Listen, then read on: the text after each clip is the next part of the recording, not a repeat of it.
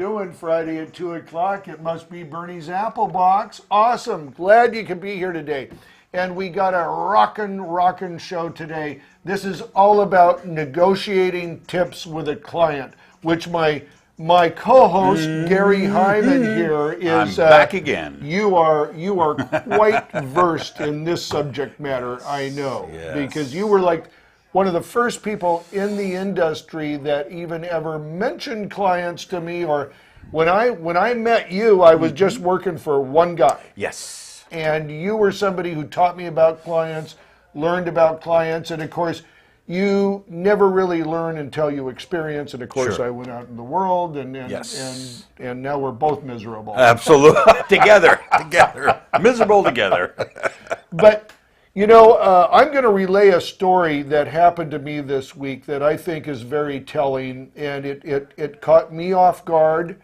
And I think it was the type of situation that catch a lot of people off guard. So I think that we're going to go over that story. We're going to do a few things, and we're going to just do our thing.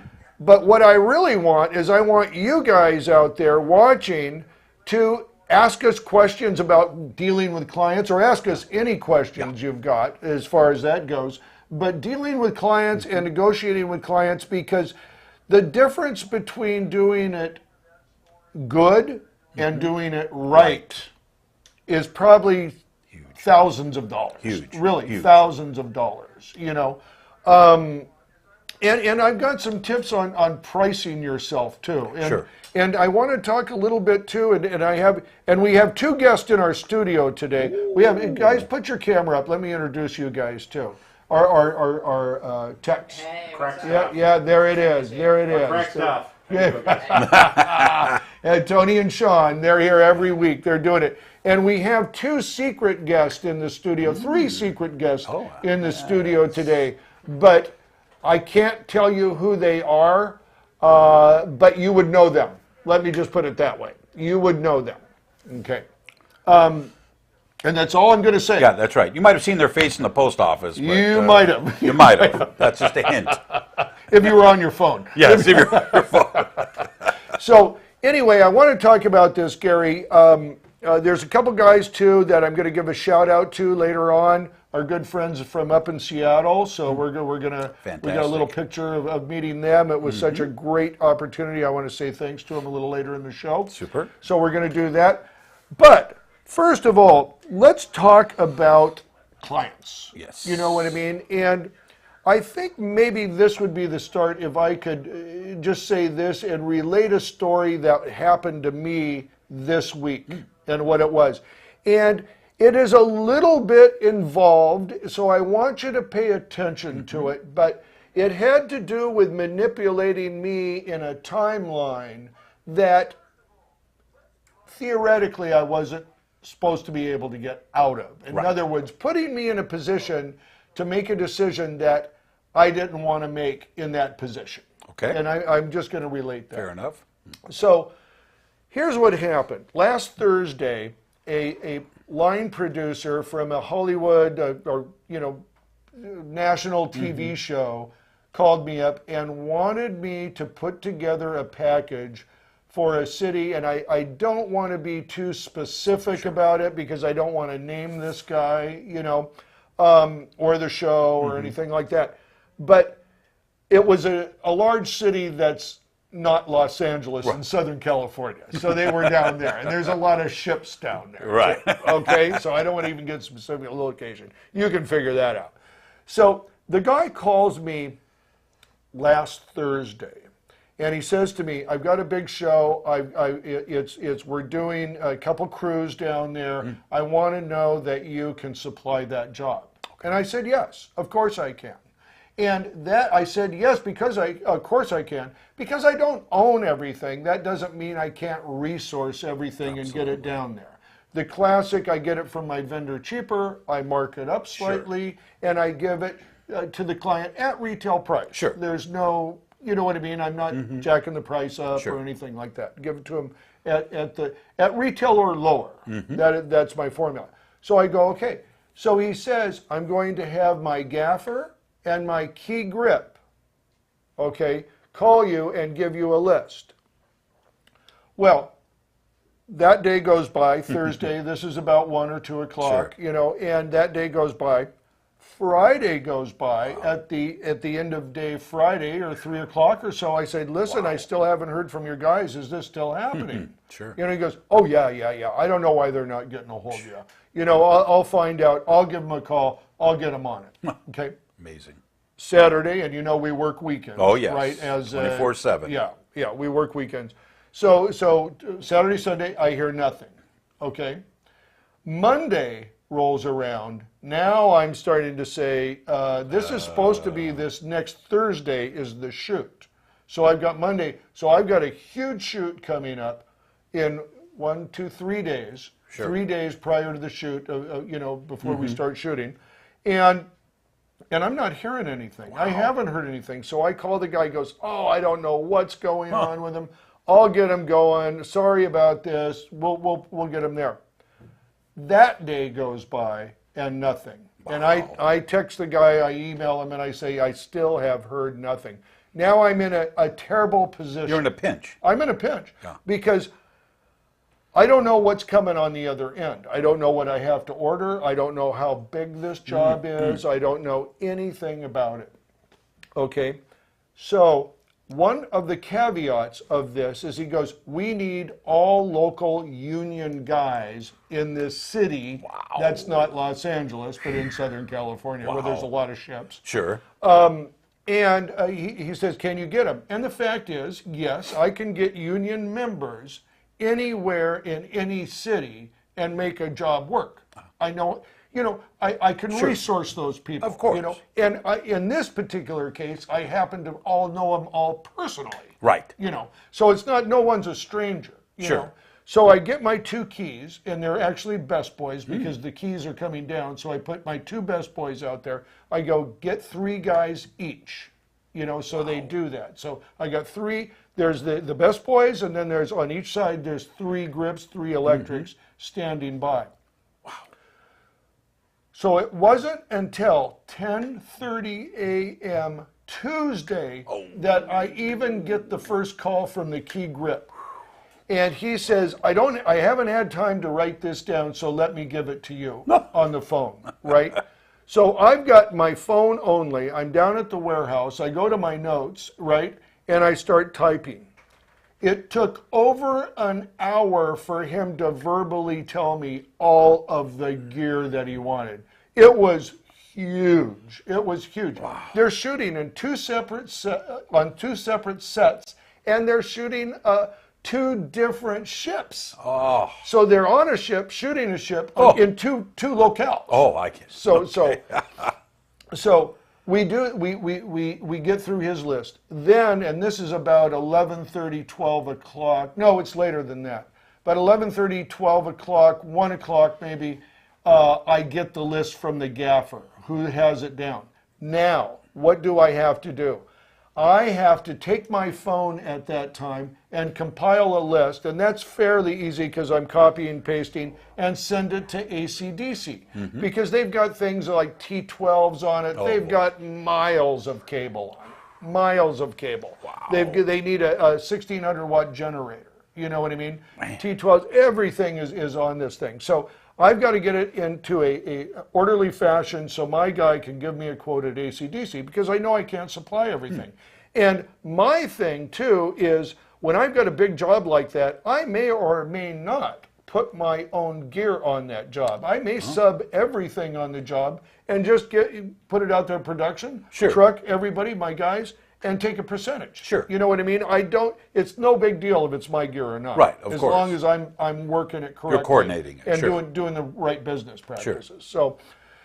So that's all on there. So I get it to my guy at AC/DC, and of course he's looking and goes, "When's this going out?" I'm going, "The day after tomorrow." Yesterday. Yeah, day after tomorrow it's going out, and we'll need all this stuff. So he sends me back, and there's 3 different estimates that I got, but he sends me back one estimate that is essentially 7 pages long, and I have to then take that and on my phone create my own QuickBooks estimate to them This is 4:30 in the afternoon. I'm Wow. doing this. Wow. This is Tuesday at 4:30. Wow. Okay, and I am frantically sitting there and wouldn't allow anybody to talk to me. You can't talk to me. You can't look at me. You can't do anything because I got to get this out. It's Wow. that busy. You know what I mean? So I am just sitting there, just belaboring this thing. You know what I mean? Finally, like at 6:30, 6:45, I'm done. You know. So I shoot. There's two estimates I'm giving. Sure. One is an expendables estimate, and the other is this equipment estimate. Sure. You know. So I send that to him. Within about 15 minutes, he gets back to me and says, "We'll get all the expendables from LA." Wow. So you know, he looked at that and goes, "Okay, I can get them cheaper. Of I course. just got a bid. That's Yeah, send a fine. PA and Throw get it it done." out. Yeah, Yeah. yeah. I'll take care of that." No word at all about the big estimate, right? The whole enchilada right there. Again. So, and I'm busy now. I've been Sure. focused You've on got other nothing jobs. but work. Well, Well, you've I've got got other other jobs, jobs, yeah. sure. And I'd like to talk to my wife. Oh, It's like yeah. 8:30 at That night. part. she's curious as to what I've done yeah. that day. That's the right? second job, by yeah, the way. that's Oh, yeah. that's the first job. Oh, Yeah, sorry. Oh, yeah, sorry. That's the first job. So anyway, I'm doing this. We get it all done, and I'm going, and now I start to stop and I go, wait a minute. Tomorrow I'm within the 24-hour window. So what it is, if I hold crew and they turn down other jobs, and whether they do or not doesn't matter, they're holding for me. And within 24 hours, okay, if I have to give them some sort of money compensation if the job doesn't happen. Of course. Because they've held the day for me. They've Absolutely. turned down, theoretically, they've turned down other jobs. You know? Absolutely. And in this day and age, they probably did turn down Oh, other yeah. jobs. And it could be right? multiple day jobs, Could be too. multiple day jobs. So what happens then is I take and I have a totally sleepless night, and I don't have very many of those anymore. I used to, like, every shoot have a sleepless night, you know, and so I'm ready to get on the phone with him by 9:30, right? So I call him at 9:30. I get on the phone. And I go, look, we're within 24 hours now, theoretically. And it was a theoretical because it started later than 24 hours from 9:30. But I go, I'm within the 24 hours. Where are we at? Yeah. Where are we at on the thing? And he goes, oh, it's way over. Oh. So I'll just give you the numbers. My estimate to him was for $14,100. Okay, it started at 16. And like I do with any estimate before I send it, I comb through it, Right. see where I can take money off. Of Because, course. you know, I want, as we know, Sure. the only thing that you want is the answer of yes when you give it to them. Absolutely. You don't want to talk about it. You don't want to negotiate Sure. or anything. So I had already gleaned any fat out of that, right? But I knew, too, that I had at least $1,500 more in expenses, because one thing was we have a generator on it. It's running like 6 T12s and probably 10 5Ks. It's just going to suck the fuel down. like So I'm going nothing. to probably, with the truck coming down and bringing the sub rentals from Los Angeles to this unnamed city, that's going to cost me about $1,000 in fuel alone. I've got to pay another $500 probably for the guy to bring the gear down there, easily. and then stay there throughout the shoot day, and then pull it all back at night. Right? So the guy said, he comes back to me and he goes, "This is way too much. I can give you $10,000." Oh. And before I could even think, comprehend, visualize the number of 10,000. The words came right out of my mouth, and I said, that's not going to work. That's not going to work. Nope. Okay, and it was just like that. I just said, that's not going to work. You know, just, that was it. That was my gut reaction. There was not even a brain thought process there. It just, that is not going to work. And he goes, okay, all right, well, let me see. And now I realized he had just played me. Of course. And let me tell you how he played me. He He took me and he said, okay, I've gotten this guy to get 8 guys on, and they're all going to want money. Absolutely. If I cancel on them, and I'm the only one. He didn't talk to him. I talked to him. Of course. You know, and that's going to. I put this guy in a box. He had me in a place where he got, this guy's got to say yes, or it's going to cost him money now. That's right. You get out of it. Sure. Get out of it. So he went back to like check, right? You know, if he could get me any more money, and he comes back and he goes, I'll tell you what. We have 10. You're at 14. He goes, I talked to somebody, and we'll make this happen. I'll have to cut other things, but I can make this happen. I'll give you 12. And I just right back to him, same cadence. I go, no, that's not going to work. My estimate is not a negotiating point. My estimate is what it's going to cost to get that stuff down there. And he got pissed. He got pissed. I go, I can tell you this now, at 12,000, there's no money for me in the job. Right. I can't do it. So it's going to have to be 14 or I'm not doing it. And he goes, you told me you could do this. You told me you can do it. You told me you could get all the juice. Now you're telling me no? And I go, no, I'm telling you I can't do it for under $14,000. Yeah, I'm not telling you no. Right. I'm telling you I can't do it for under $14,000. So this guy, for the next 3 hours, keeps calling me up and trying to get me back on the job. Right. And I go, no, you don't understand. The final call as I had with him is I go, listen, this is the last time I'm picking up for you. Okay? I go, here's what the deal is. I go, I'm not on the job. I'm not doing it.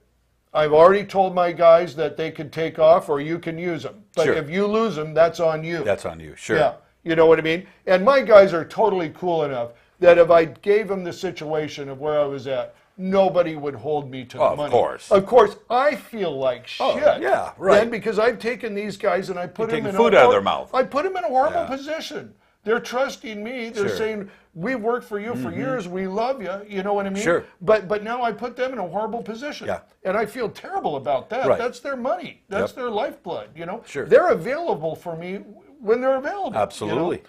So I know that, but I told the guy, I go, I'm not doing it. If you want the guys, you know, you can Here's get their them, name and numbers, but yeah, that's it. You know, you got the main far as I keys. go, sure. You got the keys, you call them, you deal with it.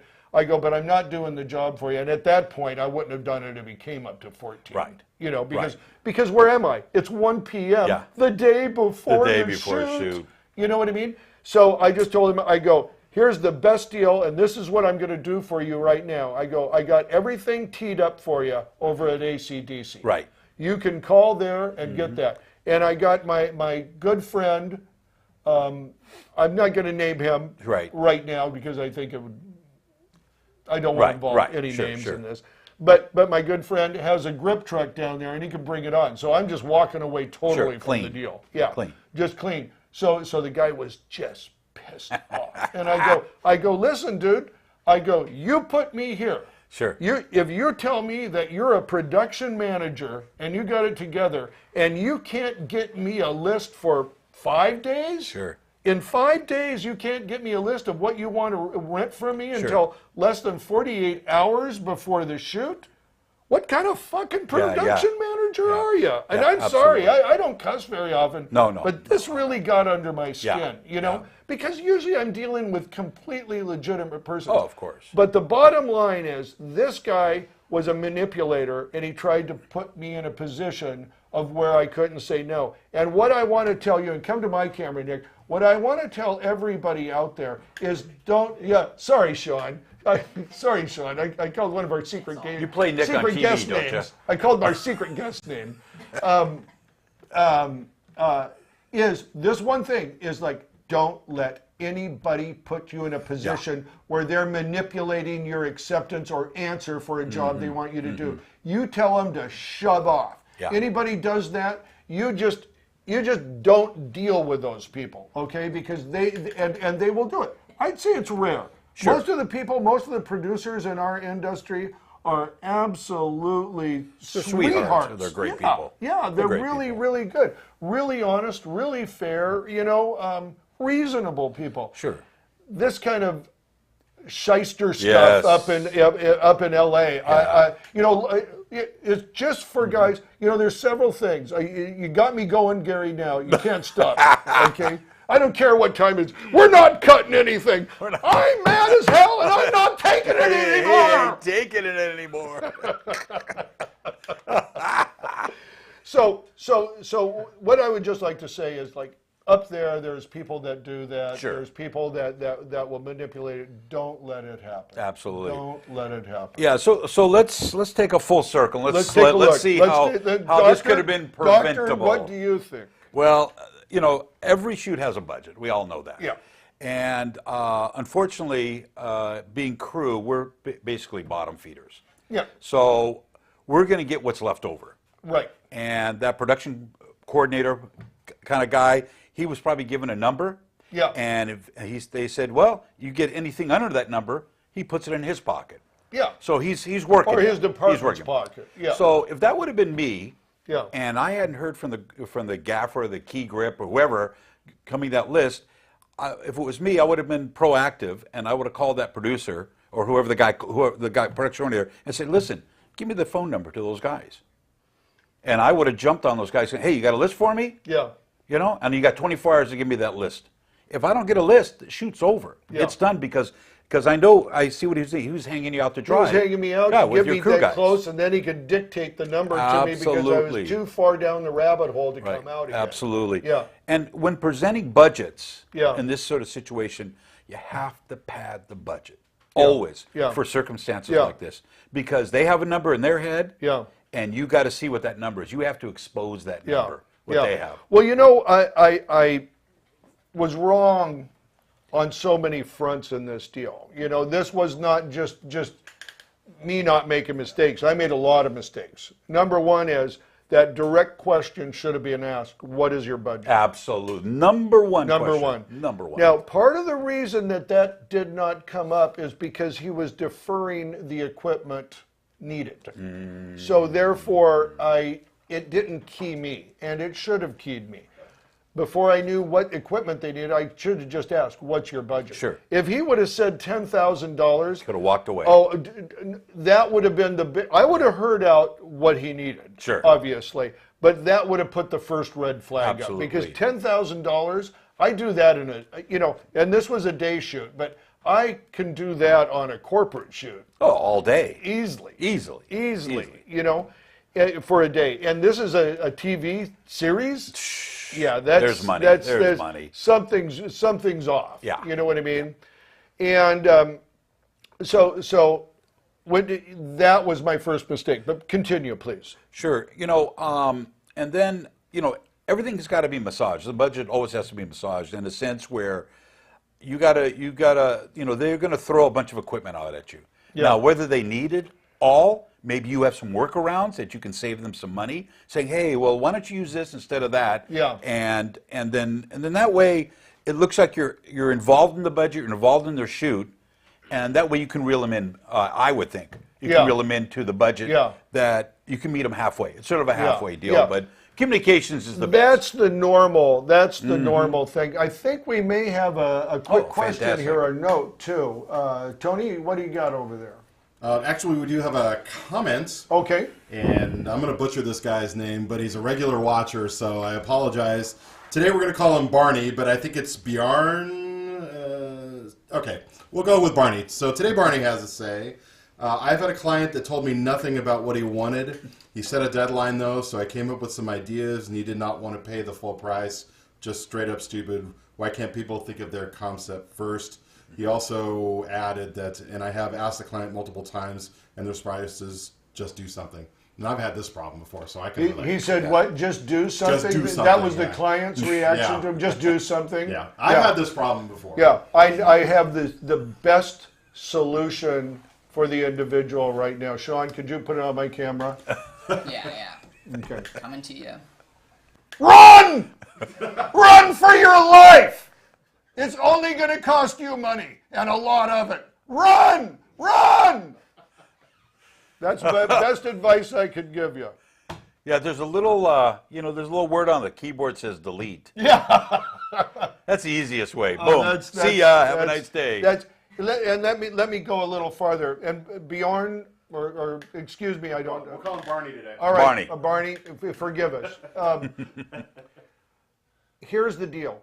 Somebody that is doing that has no idea what they are doing. Yeah. And because they have no idea of what they are doing, they have no idea if they're getting the premium cut or the hooves ground up in their next hot dog. You know, they don't know. They don't know good from bad. Anything that goes wrong on the shoot, they have set you up for failure. That's why you stay away from those people. That's right. And it's not even a money consideration. You can make the right money, but if it's important to you on this project, and of course it's important to all of us that every one of our shoots goes off without a hitch and achieves better expectations than what we walked in with, right?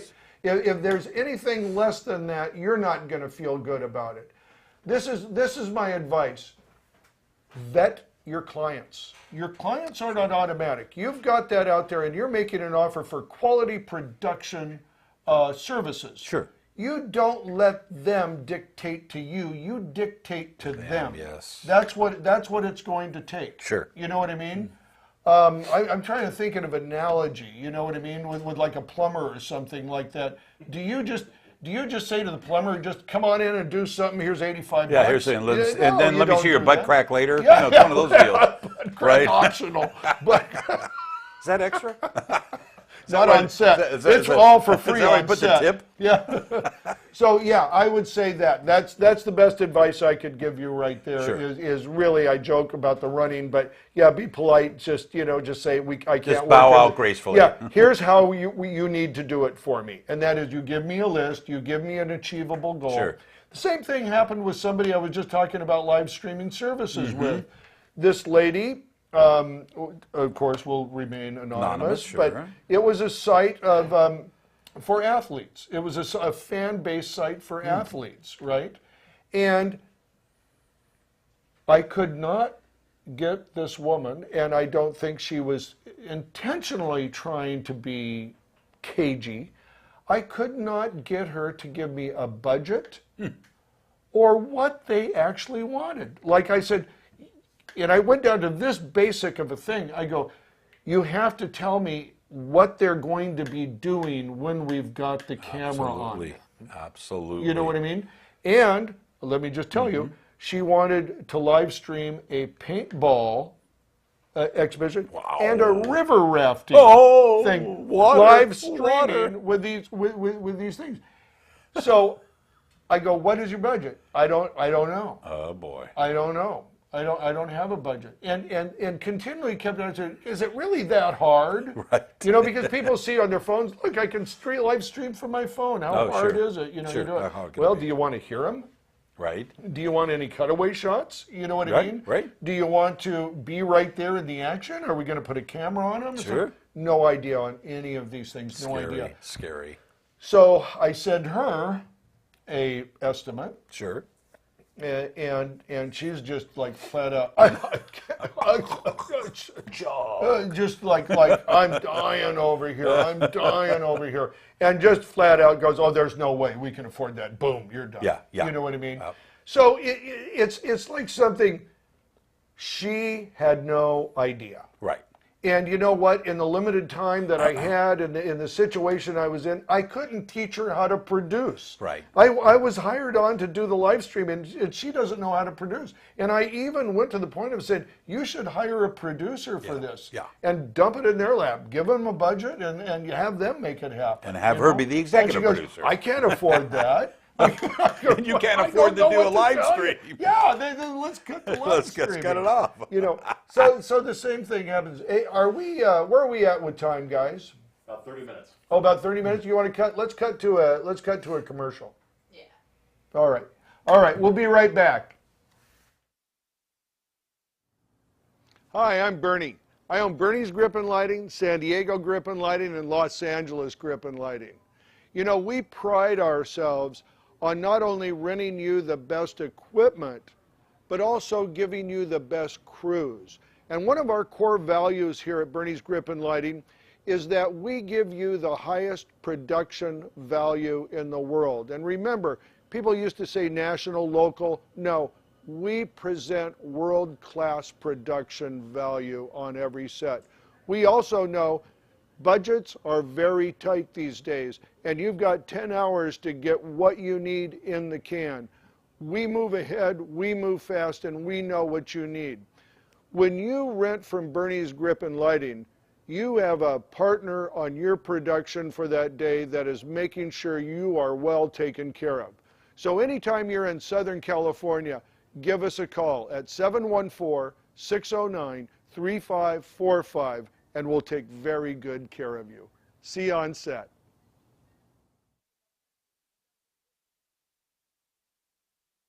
Hey everybody, how you doing? I just wanted to come back with this picture and tell you about a couple people I met this week. These folks hired Burnie's Grip and Lighting for a shoot, and I sent out my good buddy Daniel Sorrentino to help them out, which they loved. And these guys came in the shoot. They go, "Is this Burnie with Burnie's Applebox?" and Daniel goes, "Yeah, it is." So he called me and says, "Come on up and meet these guys." These were great, great people. It's Dwayne Schroed, who watches the show, and David Ripond is there. They're with Indigo Slate, the Seattle production company. And I got to meet Alicia Harding, too. She was up there with them, all Seattle people. And Dwayne says he religiously watches the show, and he has gotten something out of, he said he's gotten something out of every show. So I just wanted to say thank you to Dwayne, and I'm going to try to have Dwayne on the show in a couple weeks from Seattle. We're going to do a remote. Sure, fantastic. So yeah, that'll be really great to talk to him and what's happening up there. And that's my old stomping grounds too. Oh, that's right. I'm 30 miles from Spokane, Tacoma, right? Washington. Tacoma, that's right.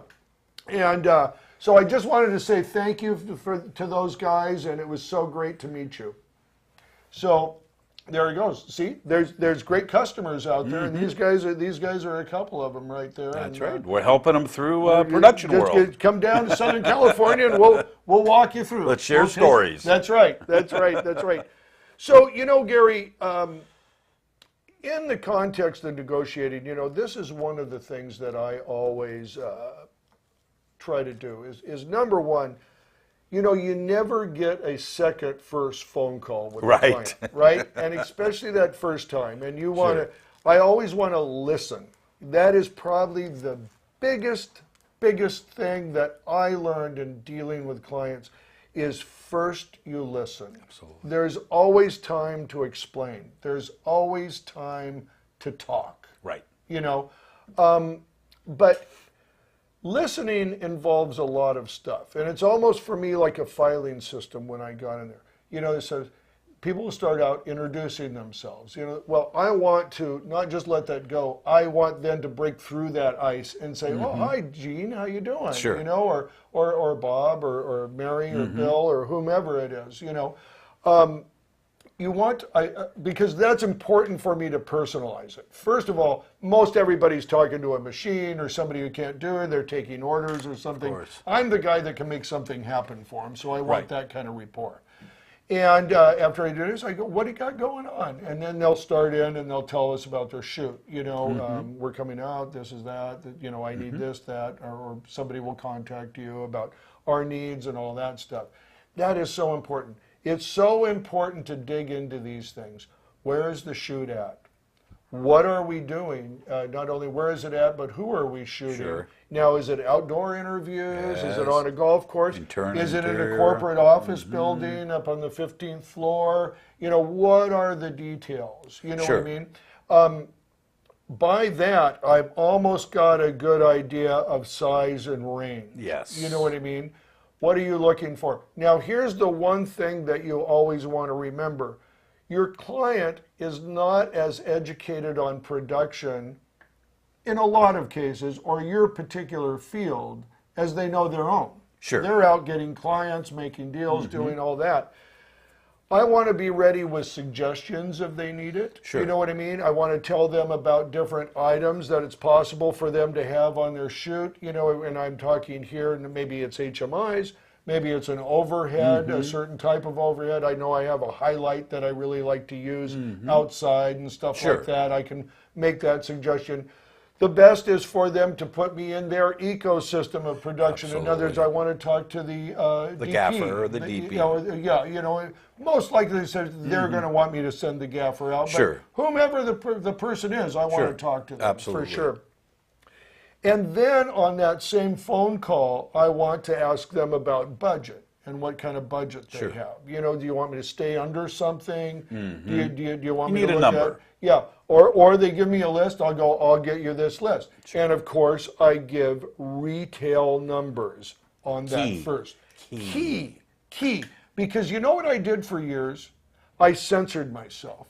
And I went through there and I go, this much. Whoa, they're not going to want to spend that much Yeah, on me. yeah. Oh, Yes. man, I can't afford that. How can Right. they afford that? Yeah. You know what I mean? The biggest mistake you can make is censoring yourself. Yes. Let the client make that decision, absolutely. not you. Absolutely. I can't tell you how many times I had sent out numbers Yeah. and the client just bid on it Oh. instantly. And I went, wow, what? And I thought to myself, oh, that's why he bid on it, because he thought I was going to charge double that amount. It's a good thing because if you're fair with a client, they notice it. You know Of what I mean? course. Now, they may not have a real good concept of what things are going to cost. There's people that, and here's the other thing, Gary, because this is, you don't run into the same person time after time with the same level of knowledge Right. about production. It's all I don't know different. how many receptionists I've talked to that go, do you have a studio and Right. some cameras and lighting? I go, I can get all those things. Yeah. Good. Well, we wanted to do a shoot, and what's that going to cost? Yeah. I go, let me ask a few questions Sure. first. You know what I mean? And then they've got to go back and get the answer. So course. you're talking to all kinds of people on all kinds of levels. Levels, yes, absolutely. So that's really important to dig down and know it. And you want a relationship with that person. So a lot of times I'll take and I'll just email back when I've got their email or something. Thanks, got your list. Really appreciated talking. Nice speaking to you on the phone this Sure. afternoon. That really sets up a good sort of rapport Absolutely. between you and the other person. And so then I want to find out, obviously when is the shoot and how many people get it. And by sending in that estimate with everything on it like that, that's when the negotiation starts. And here's what surprised me a lot, Gary, on that too, is that yes, people will come back and they will, things change. Maybe they don't need everything they thought they did, or they, or there's been a location change Sure. or something that changes.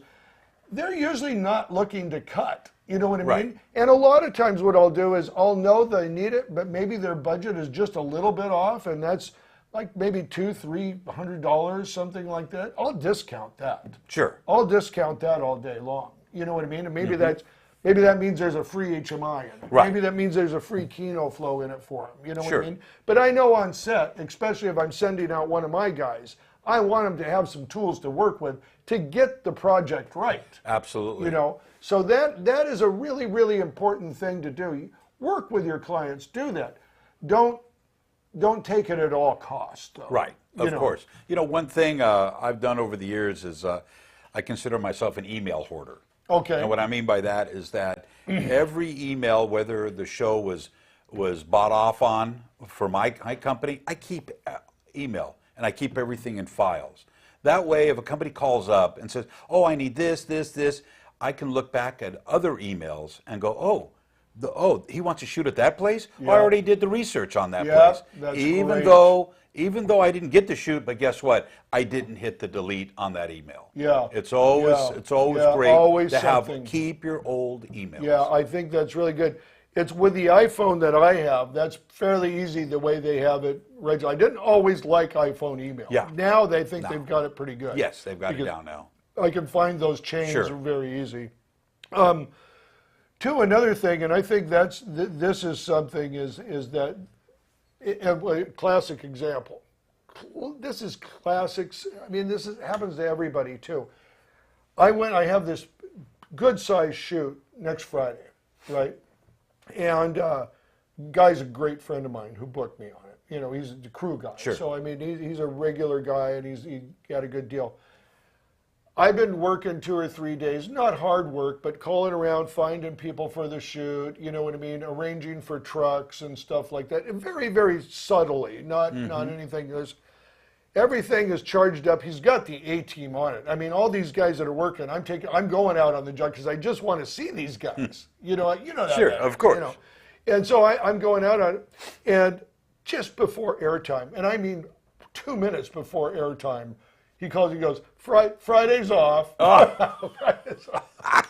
So that's going to happen all the time. All the That's time. our job. You're constantly in a situation of estimating, bidding. And rejection. And rejection, because not everything's going to come No. in. But you know what? That relationship you built with that one phone call is going to pay off again and again and again and again. Yeah, and that brings us back to the point is that if you can't facilitate your client with your budget, Yeah. and their budget's not up to par to yours, you can always say, hey, listen, I've got crewing, I've got this. You can have whatever you want off of my list, because they'll always remember that.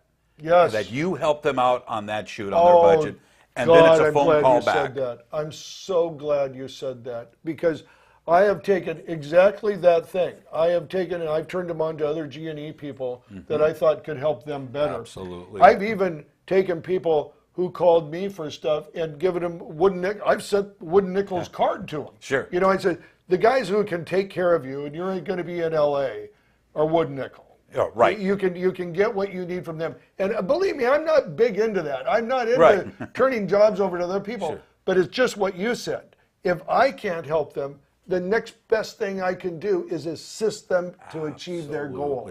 Absolutely. And you're absolutely right. They remember that left and right. They never forget you. They Sure. will. And here's the thing. They may never call you again. That's okay. I guarantee you, they'll talk to somebody about their good experience with you and refer you. Sure. Every Absolutely. time. Every Absolutely. time. Every time. And I think one of the things is coming up, and this is the thing, don't be afraid of money. Okay? I don't know how many guys I know. The guys who don't learn this are not the old guys in the business. Right. Okay.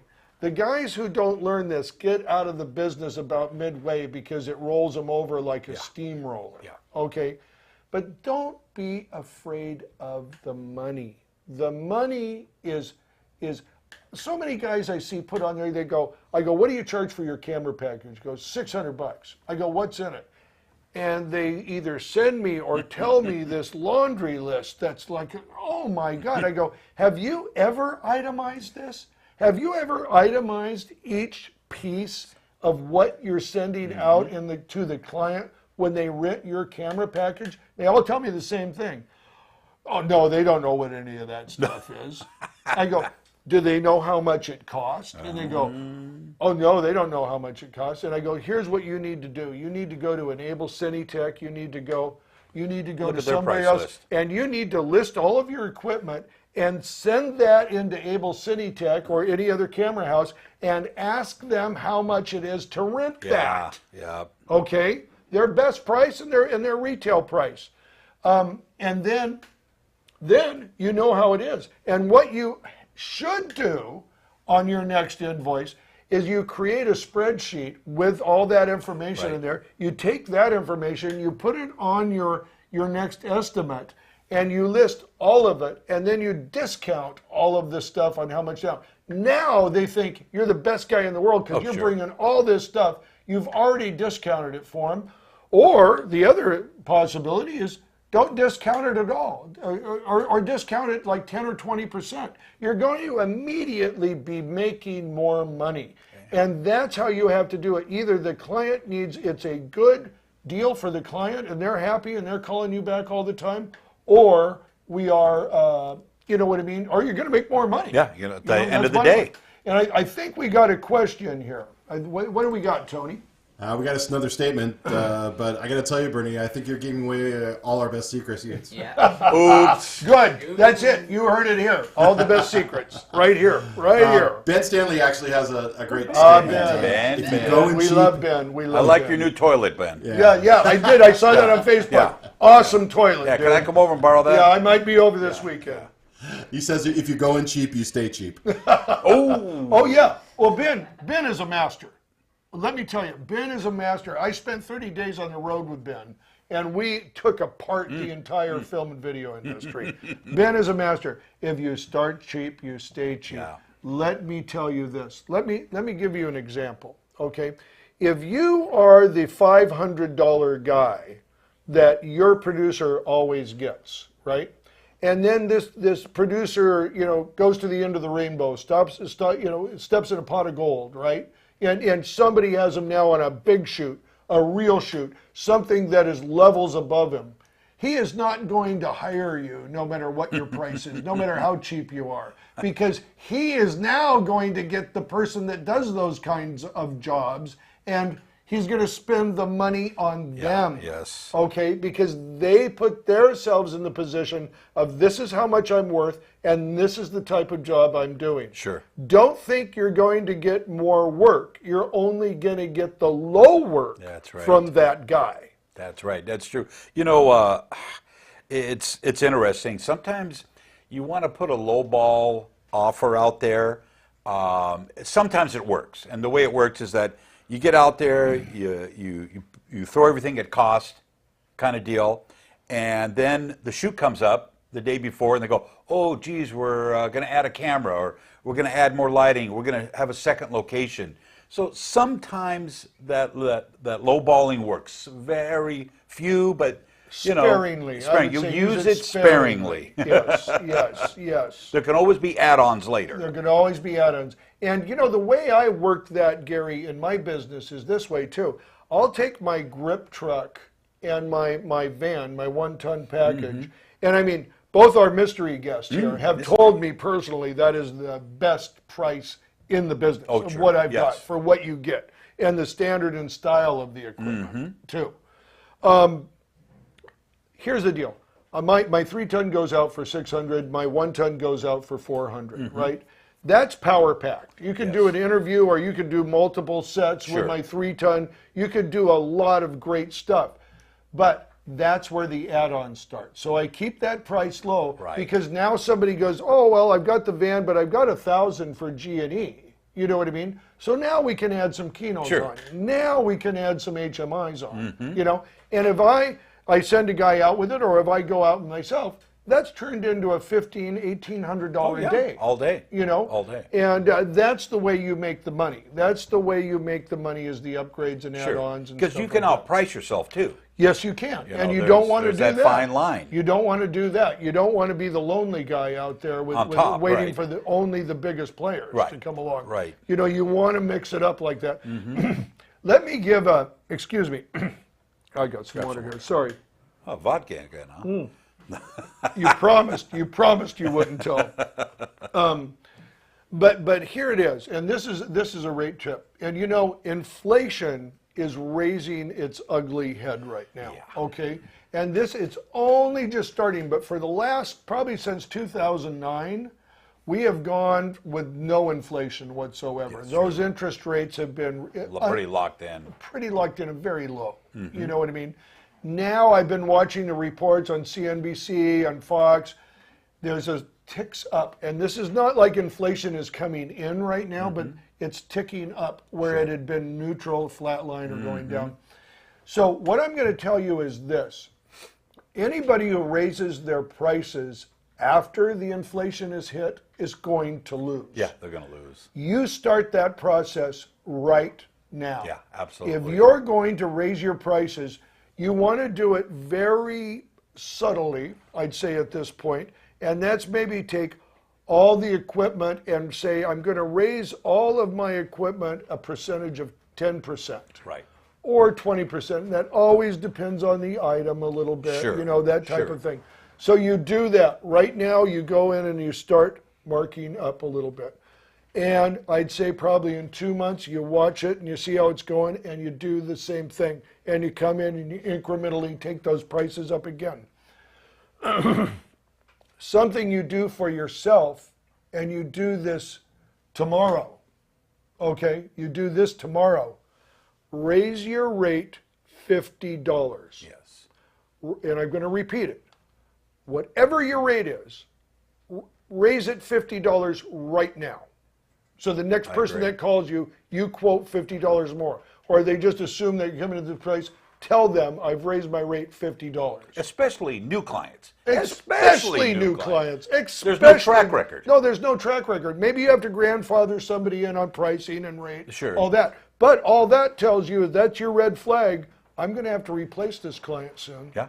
Because they'll never come up. No. They'll never come up, So, and by the way, that everything I just said here about raising your rate does not apply to anybody else in this room. This is for audience members only. Oh man, you have no idea. I was already excited. My invoices are coming tomorrow. I know. With an extra That's why $50, I had to calm the whole thing down. Just right here. Wow.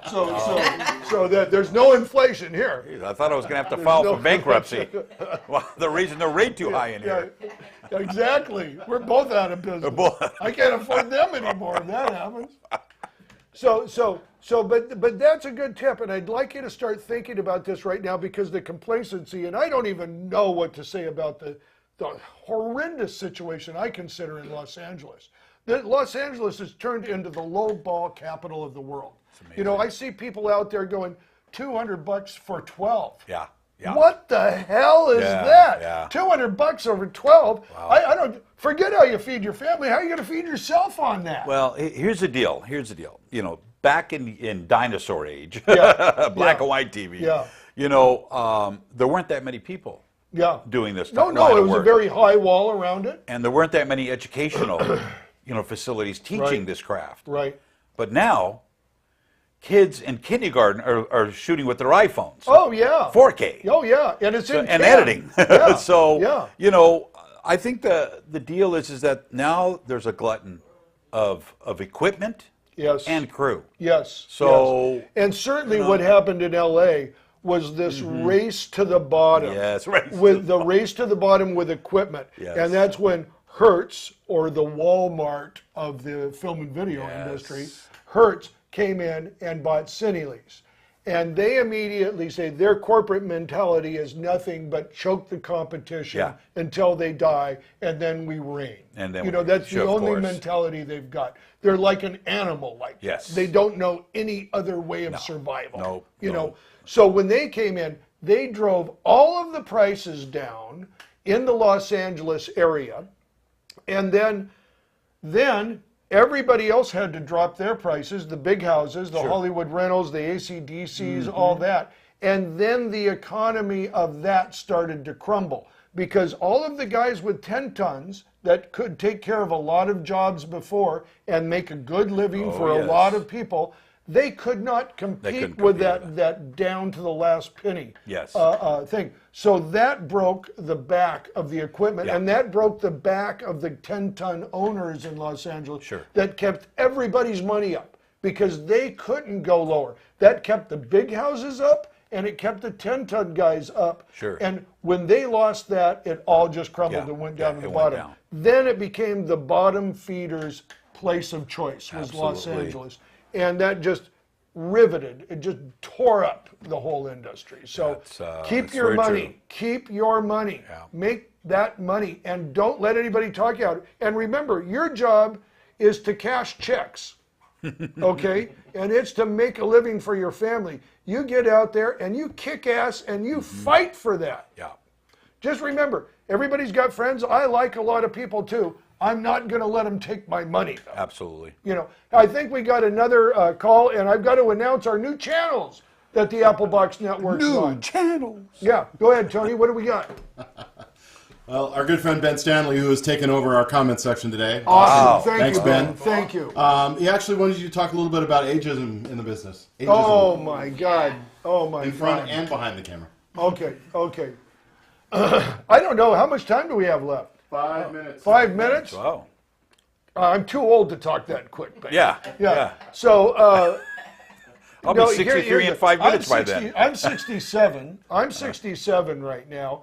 And I'll tell you, I don't run into a lot of what I can identify as ageism, but it's out there. It's out there. Now, the reason I don't is because I keep a pretty intensive presence up on social media. Sure. I'm always talking. I'm a very energetic guy. You know what I mean? And I'm out there a lot.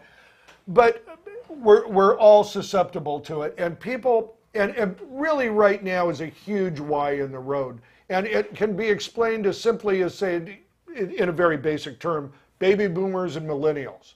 The millennials are coming in with an entirely different set of technology, an entirely different Mindset, learning mindset, knowledge base, everything is. And us old timers are going, hey, we want to learn too, but you know, we learned in a way that was different.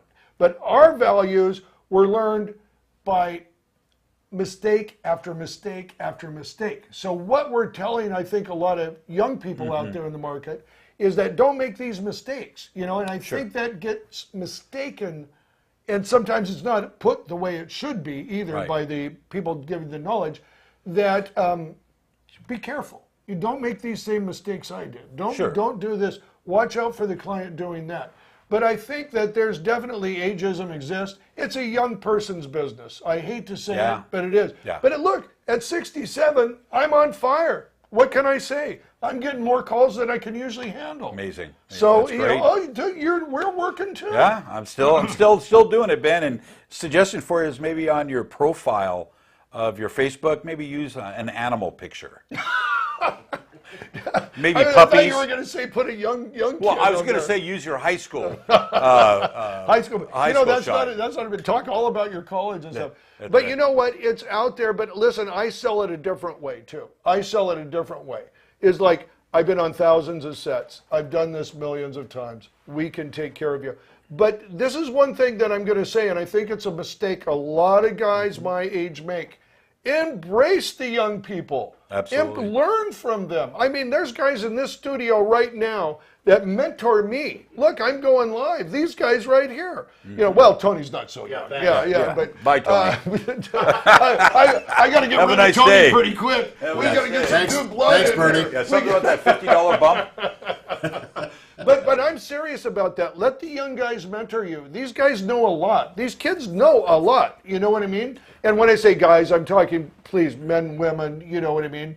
So many sharp women. Well, in as this I tell industry. clients, you got two choices. Either you can hire a guy who's going to make eye contact with you, Yeah. or you can hire a guy who's going to have his face in his iPhone. Yeah. What do you want? Well, that's me, Gary. I got my face in the iPhone. What are you talking about? I'm the worst. I'm the worst offender. Yeah, excuse me, I'll be right know with what? you. But here's the true sense.